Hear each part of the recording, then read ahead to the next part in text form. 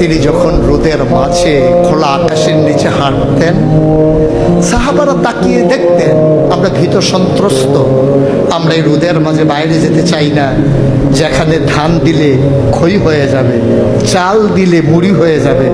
প্রচন্ড গরমের মাঝে তিনি হাঁটেন কেমনে? অবাক বিস্ময়ে উপরের দিকে তাকিয়ে দেখতেন নবী হেঁটে যায়, আর নবীর মাথার উপরে একটা মেঘের টুকরা ছায়া হয়ে হয়ে পাশে পাশে যায়। এবড়ো থেবড়ো পাথরগুলোর উপর দিয়ে আমার নবী যখন হাঁটতেন, পাথরের কোনা বের হওয়া পাথরে সবাই হাঁটতে ভয় পেতেন, অথচ নবী সেই এবড়ো থেবড়ো পাথরের উপর দিয়ে হেঁটে যেতেন।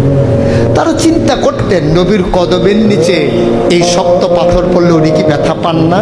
পরীক্ষা করার জন্যে পেছনে পেছনে অনেকেই দৌড়াতেন।